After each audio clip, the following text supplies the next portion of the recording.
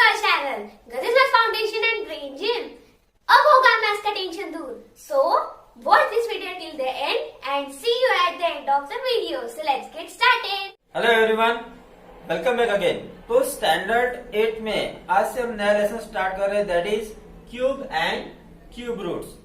तो इसके पहले आपने स्क्वायर क्या होता है पढ़ा है.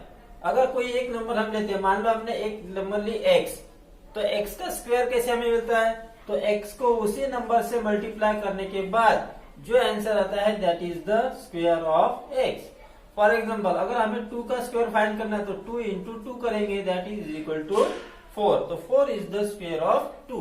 तो इस तरह से हमने स्क्वायर सीखा है. आज हम देखेंगे कि क्यूब क्या होता है, परफेक्ट क्यूब क्या होता है, और बहुत से टर्म जैसे हम देखेंगे. तो अगर किसी नंबर को 3 टाइम्स हम मल्टीप्लाई करें तो we get cube of that number. Means if x is a number, अगर कोई एक नंबर मान लेते कि एक नंबर x है, अब हमें x का क्यूब फाइंड करना है, तो हम क्या करेंगे, x को 3 टाइम्स मल्टीप्लाई करेंगे, x multiply x multiply x. तो जो आंसर आता है that is the cube of x.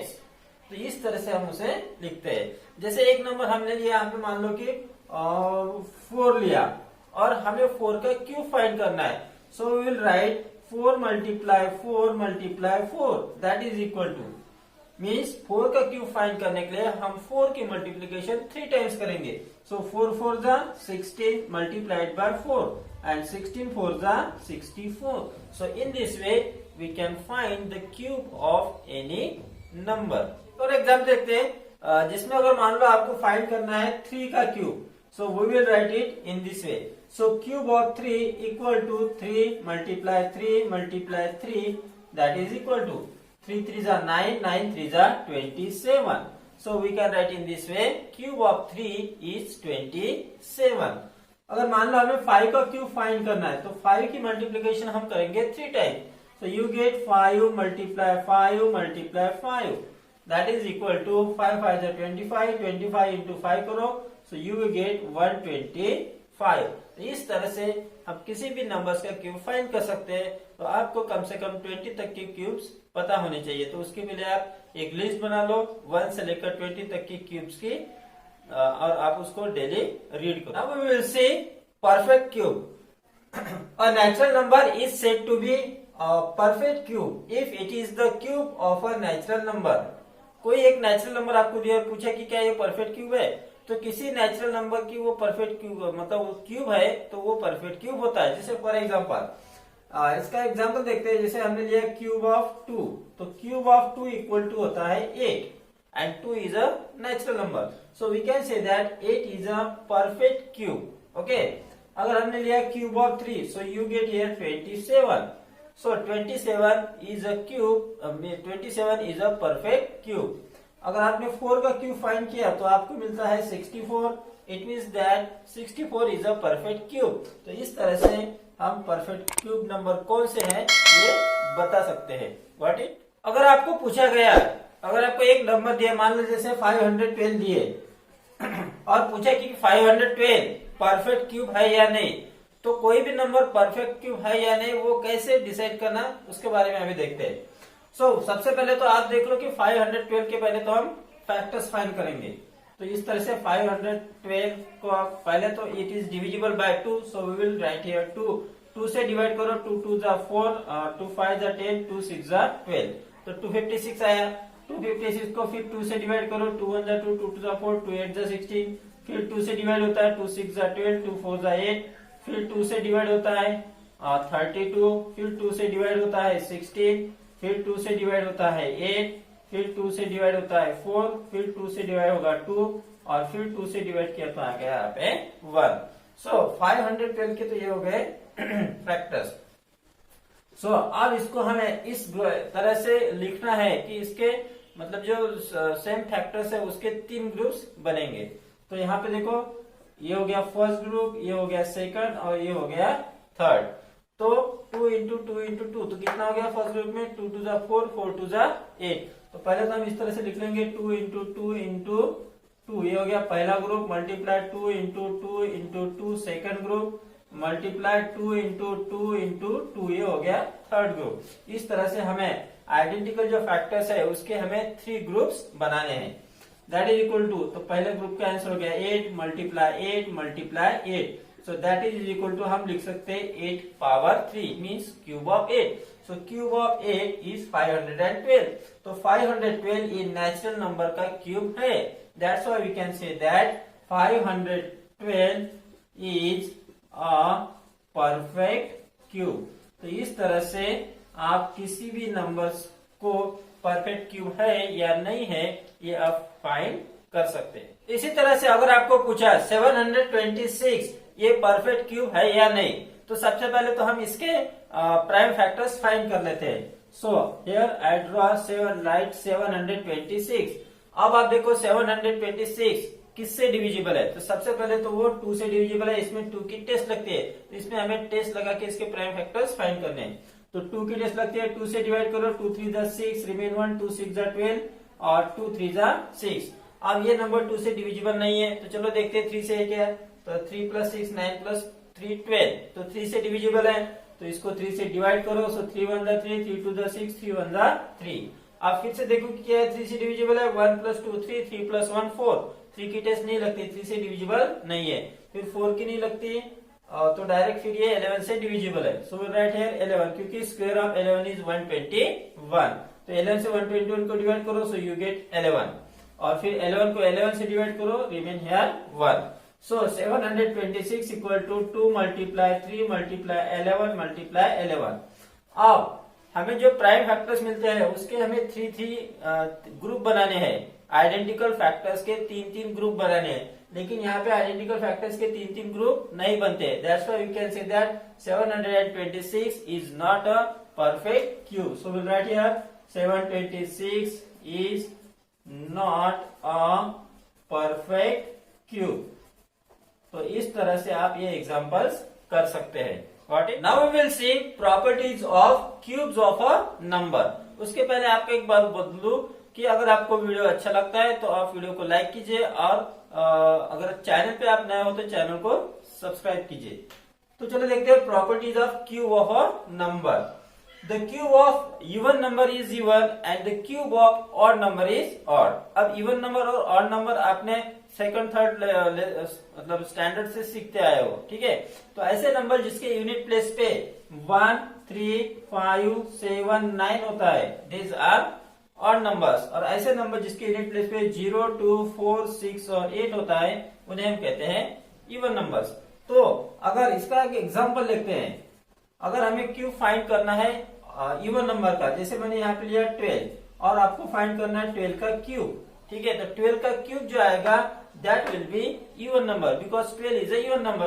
अब 12 का क्यूब होगा 12 into 12 into 12, that is equal to 12 into 12 मतलब होता है 12 का स्क्वायर, और 12 का स्क्वायर हो गया 144। मल्टीप्लाई 12 करो, आप 12 से इसको मल्टीप्लाई करेंगे, 12 4 जा 48 जा 8 कैरी 4, 12 4 जा 48 प्लस 4 हो गए 52। 52 के लिए हम यहाँ पे 2 और कैरी हो गए 5। 12 1 जा 12, 12 प्लस 5 हो गए 17। So 1728 is a cube of 12।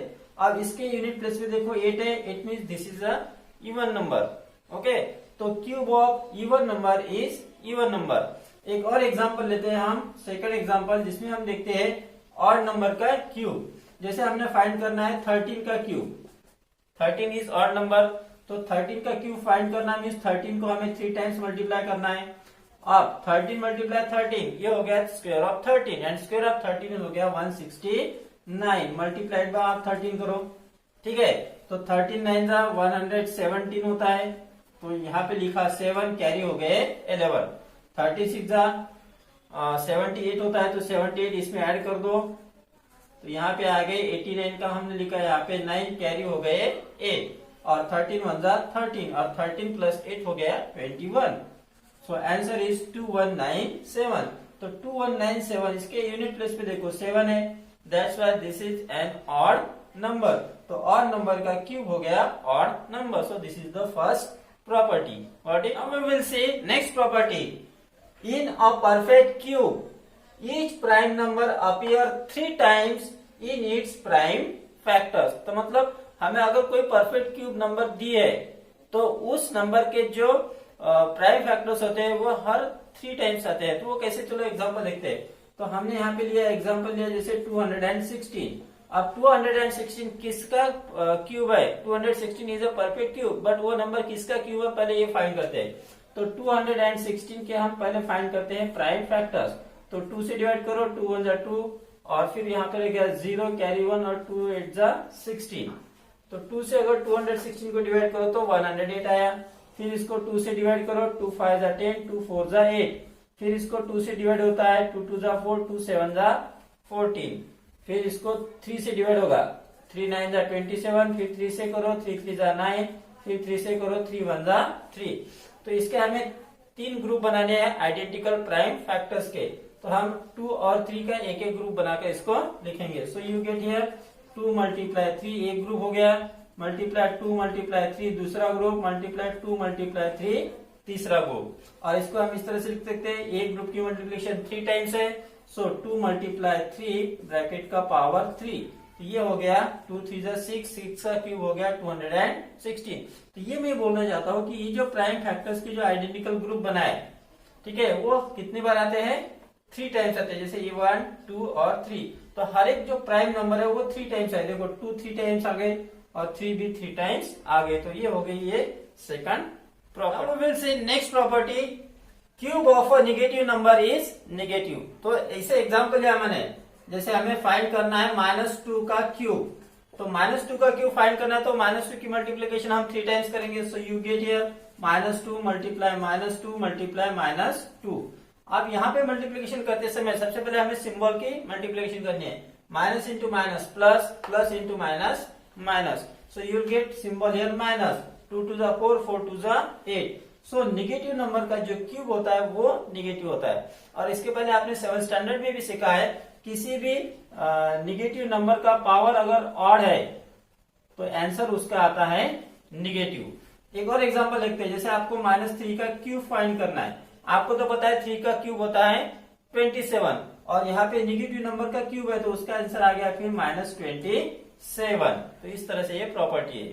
और अगर आपको किसी क्वेश्चन में आया इस तरह से, जैसे है कि 10 का अगर क्यूब फाइंड, 10 के क्यूब में जो आंसर है उसके यूनिट प्लेस पे कौन सा डिजिट आया, या फिर ऐसा पूछा आपको 11 का क्यूब फाइंड करो और बताओ कि उसके यूनिट प्लेस पे कौन सा डिजिट है। या फिर क्वेश्चन आया कि 15 का जो क्यूब है उसके यूनिट प्लेस पे कौन सा डिजिट आता है। या फिर पूछा कि 16 का अगर क्यूब है तो उसके यूनिट प्लेस पे कौन सा डिजिट है। या फिर 19 के क्यूब के जो नंबर आएगी उसके यूनिट प्लेस पे कौन सा डिजिट है। तो इस तरह के आंसर्स फाइंड करने के लिए सबसे पहले आपको ये प्रॉपर्टी ध्यान में रखनी है कि किसी भी नंबर के यूनिट प्लेस पे 0 1 4 5 6 और 9 है तो उनका जो क्यूब होता है उनके यूनिट प्लेस पे भी सेम डिजिट आते हैं। यानी जिस किसी नंबर के यूनिट प्लेस 0 है तो उसके क्यूब में भी 0 आएगा यूनिट प्लेस के। 1 के लिए भी 4 5 6 और 9 इन सब डिजिट्स के लिए मतलब ये जिसके यूनिट प्लेस पे होते हैं उस नंबर का जो क्यूब होता है उसके यूनिट प्लेस पे भी यही डिजिट आते हैं। तो चलो फाइंड करते हैं। जैसे 10 है तो 10 का क्यूब हो गया 10 मल्टीप्लाई 10 मल्टीप्लाई 10, दैट इज ये हो गया 1000। अब आप इसका यूनिट प्लेस देखो 0 है तो जिसके यूनिट प्लेस पे 0 है उसका जो क्यूब है उसके यूनिट प्लेस पे भी 0 आता है। तो 11 का क्यूब फाइंड करोगे 11 इंटू 11 इंटू 11, तो 11 इंटू 11 हो गया 121 और 121 को आप 11 से मल्टीप्लाई करो, यहाँ पे आ गया कैरी 1, 22 प्लस 2 1 हो गया 23, कैरी हो गया 2, 11 1 जा 11 और 11 और 2 हो गया 13। ठीक है, तो आंसर आ गया 1331। सो दिस इज, आप इसके यूनिट प्लेस पे देखो 1 है। तो इस तरह से आप 15 16 और 19 के क्यूब फाइंड करोगे तो आपको उसके यूनिट प्लेस पे भी डिजिट दिखेगा 5, फिर दिखेगा 6 और फिर दिखेगा 9 रिस्पेक्टिवली। तो इस तरह से ये है। अब दूसरा बचे हुए डिजिट जो है 0 से लेकर 9 तक, ये डिजिट्स को छोड़ के बचे डिजिट कौन से है, तो 2 है और 8 है। तो जिस नंबर के यूनिट प्लेस पे 2 है तो उसका जो क्यूब आएगा उसके यूनिट प्लेस पे रहेगा 8। जिस नंबर के यूनिट प्लेस पे 8 है तो उसका जो क्यूब आएगा वो रहेगा, उसके यूनिट प्लेस पे रहेगा 2। अब इसी तरह से बचे और दो नंबर 3 एंड 7। तो जिसके यूनिट प्लेस पे 3 है उसके क्यूब के यूनिट प्लेस पे 7 आएगा, और 7 जिसके यूनिट प्लेस पे है उसके क्यूब के यूनिट प्लेस पे रहेगा 3। तो ये बातें हमें ध्यान में रखनी है। Got it? So, how was today's video? If you loved it, then don't forget to like this video and don't forget to share this video and don't forget to subscribe our channel Gagan Math Foundation and Brain Gym। और आप मुझे comment section में बताना कि आपको हमारे videos कैसे लगते हैं और हम नेक्स्ट वीडियो कौन सा बनाएं। तो मैं मिलती हूँ आपको मेरे नेक्स्ट वीडियो में, तब तक के लिए टेक केयर, बाय बाय।